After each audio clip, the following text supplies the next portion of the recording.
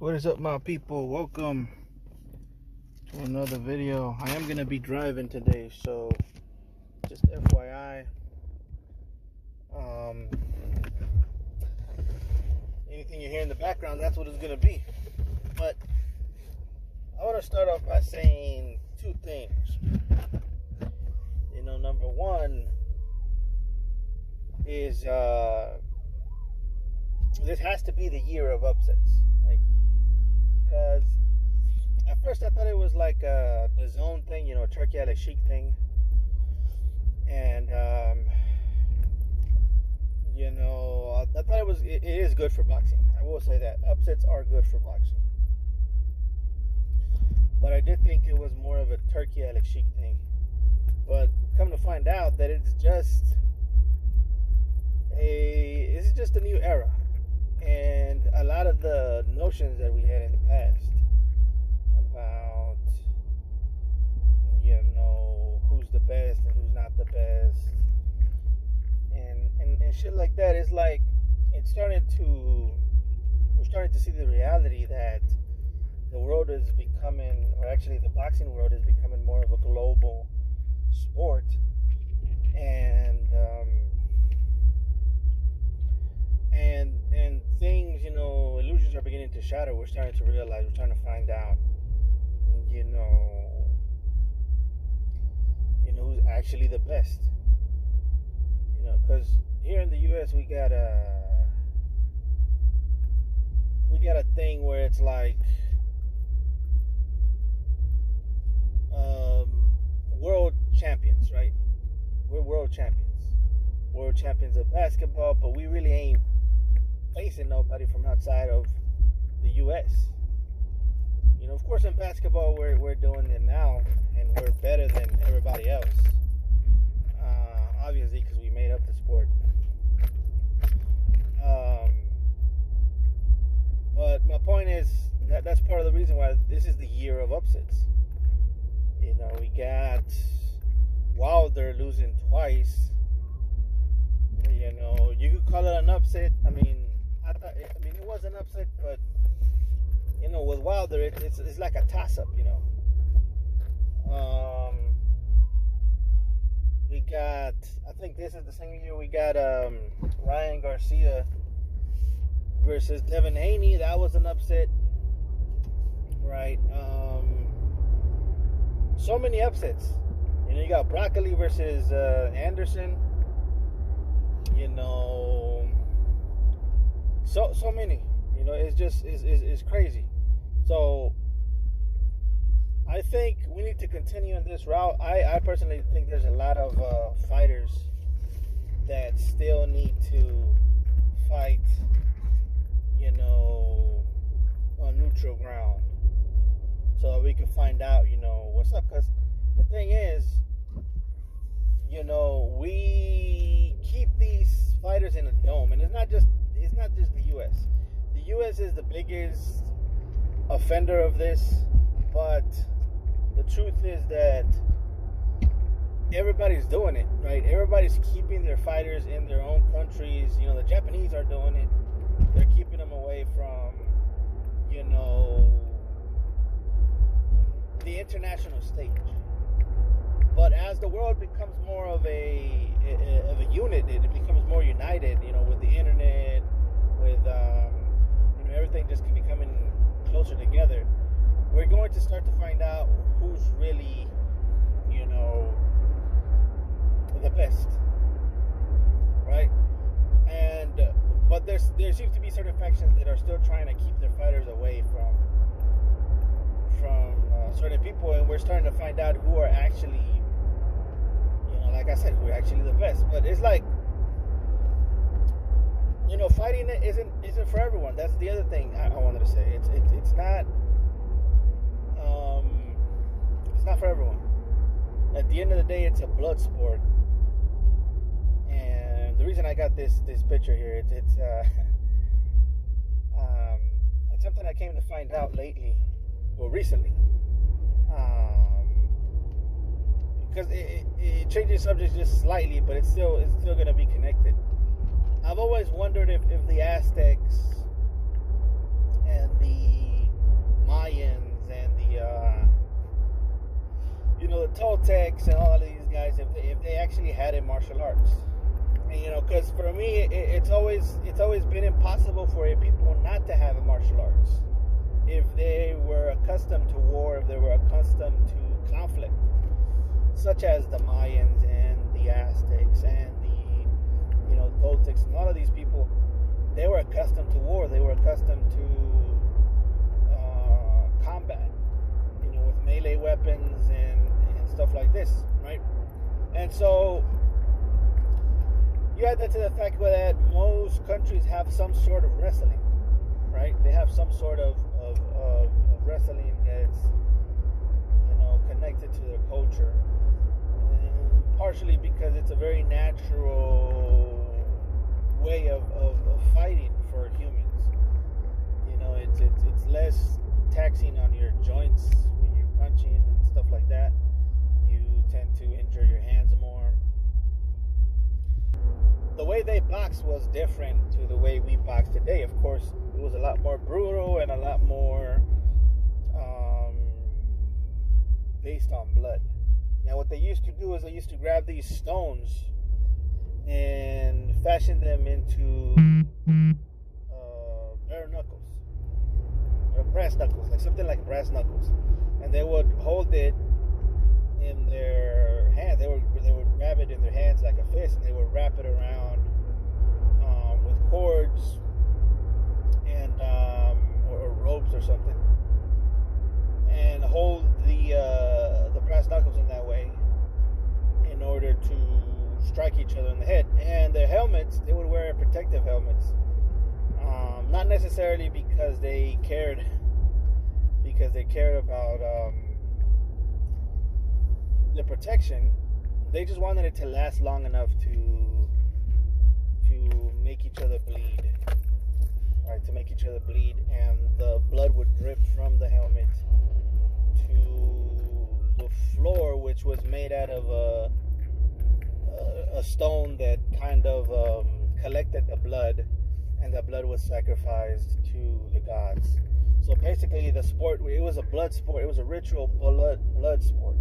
So the whole purpose of it was to make the opponent bleed, and the blood that was dripping from that person or whatever would be sacrificed to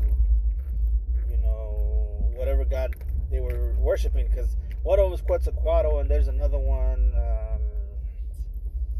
that came before, a little bit more ancient than Quetzalcoatl. But point is, right, it takes a certain type of mentality to do these types of things, and to know that the ancient Mexicans were doing stuff like this kind of, makes you realize how Mexicans got so good at boxing and they got so good at violence. And it was because they come from a long line of people that were hitting each other upside the head with stones, and then you add that to the fact that they were on top of, the altitude in those places was high, and it's just,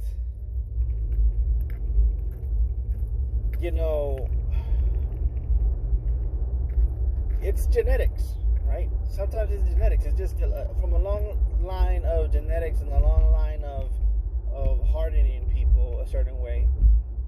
It's going to translate to a certain type of people, and of course, it's not all genetics, right? You could come from a long line of people that love to box and that love to beat each other over the head with rocks, right, on top of a mountain where the altitude is probably would make most people faint, right? Yes, that could very well be the case. But in my opinion, if you don't have that adversity that continues to push you, you might as well not be from that line of people. I'll give you a couple of examples, right? Julio Cesar Chavez Jr. is the son of a great Mexican warrior in Julio Cesar Chavez Sr., right? Julio Cesar Chavez Sr., arguably one of the best Mexican boxers ever, worldwide famous. You go anywhere around the world, they know who he is, right? And inspired a generation after generation of people to box. And his son has his genes. You know, he kind of looks like him a little bit, right? And he could take a punch. Meaning genetically, he has the ability to take a punch to the head. You know, I don't think I've ever seen him drop. I think maybe one time. And the dude, he just has a chin, dude. Like, there's no doubt. You can't take that away from him. He has a hell of a chin, like his father did. But the problem with that is that he doesn't have the other shit. The other shit being the history of adversity that you have to face in order to become a great fighter. You know, and it reminds me of a story. You know, the story, it may be based on a true story, but it became a legend later on or whatever. But there was this scientist, and the scientist, he had all the money in the world, right? And, you know, not all the money in the world, obviously, that's just a saying, but he was rich, and he loved bonsai trees, right? He loved bonsai trees, and he wanted to make a big bonsai tree, you know, because he had the money and he wanted to make one of them grow big and strong. So he decided to make a dome for the tree and to protect it from certain elements, and to use science and technology to water the plant. You know, it made a hole at the top of the dome so that when the sun would come out, that it would get enough sunlight, right? It did everything it could to nourish the tree. And then all of a sudden, out of nowhere, you know, the tree just falls. It was growing big. It was growing strong. It looked promising. It looked like what it was, a bonsai tree.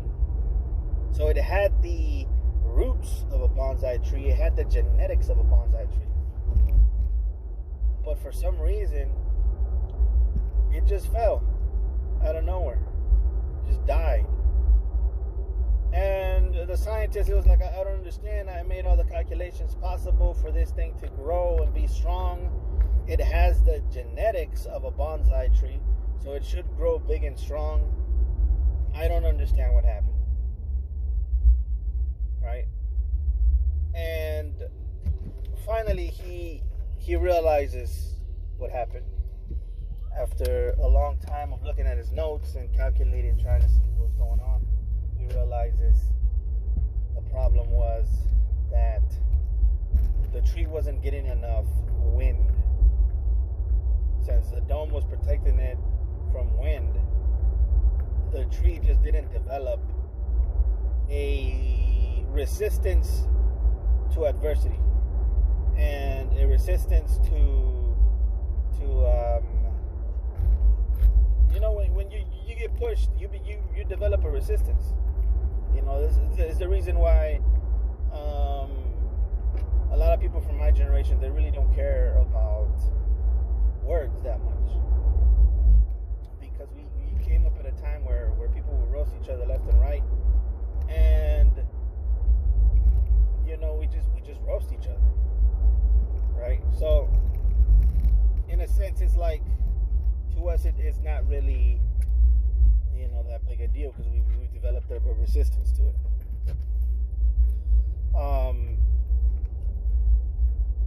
And it's the same thing with the tree, and it's the same thing with these kids They have the genetics. They have the DNA to be a warrior. But they just haven't faced the adversity that it takes. They haven't had that wind blow in their face and push at. They haven't been through turbulence. In order for them to grow bigger and stronger. And the same analogy that you use with a diamond. You need pressure for a diamond so that it can turn into a diamond. You know, yada, yada, yada. And Tim Tszyu is the same way. He has the genes. He has the ability. To be honest, he seemed like he was going to be better because skill-wise, you look at him and you look at the things he was able to do, and it seemed like he was a little better. I'm being honest with you. It just seemed like he was a little better than his father was. But the thing is that his father has faced adversity.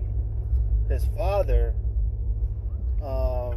is used to, you know, that type of stuff because he came from a poor background.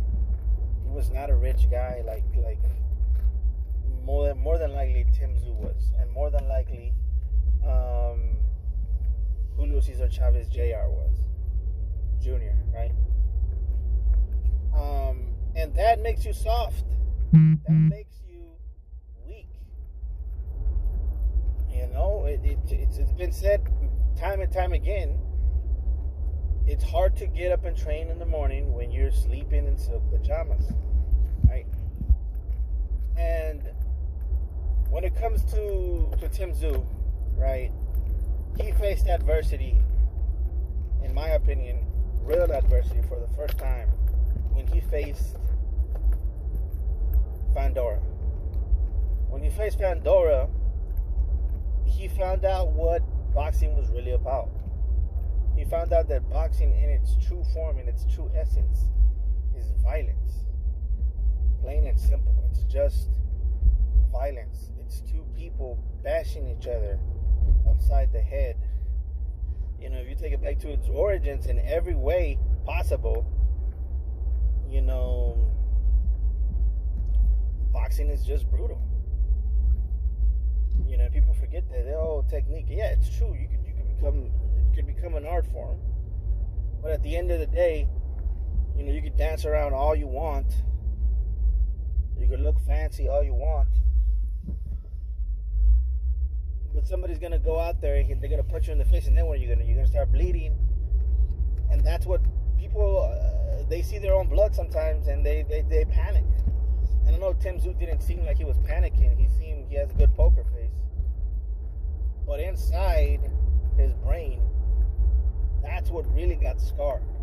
That's what really is hard to heal those wounds more than the physical wounds.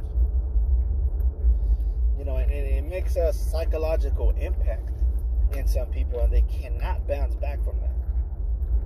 He's going to have to dig deep into his psyche and try to fix that.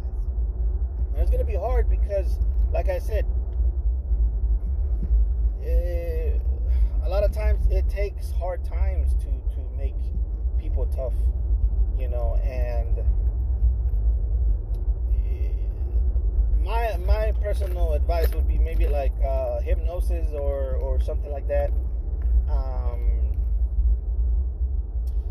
You know, maybe some meditation or self-hypnosis could be a possibility as well. But you know, it's like I said, fighting isn't for everybody. You know, it's just not for everybody. You know, there's people that because a lot of people, you know, it's very popular to say it's okay to be nervous or it's okay to be scared. It is for some people. You know, for some people it helps. But not everybody needs to be scared. Some people can actually be very relaxed in there and not be scared and still be good and still be one of the greatest boxers ever. Like, for example, Finito Lopez. Finito Lopez was never scared. He was never nervous. From what it seemed, what it looked like, you know, he didn't seem like he was nervous. Or for example, Salvador Sanchez. Salvador Sanchez was barely breathing in there, bro. He was barely breathing. It's almost like he was dead. You know, it was the 15th round, and he was like, whatever. Wasn't even breathing hard. So, it's like I said, guys. You can have the genes. You can be born a bonsai tree. But if you don't face the adversity, if you don't face turbulence, if you don't face the wind, if you don't get some pushback, if you don't fight against gravity itself, then you become weak. You know, go look at like the astronauts. When the astronauts go to the moon and stuff, and they spend like a bunch of time up there, their muscles start to deteriorate. So they have to exercise every day, each and every day, to keep their muscles strong so that they won't die. You know, so so yeah, that's pretty much my take on the matter. It is what it is, man.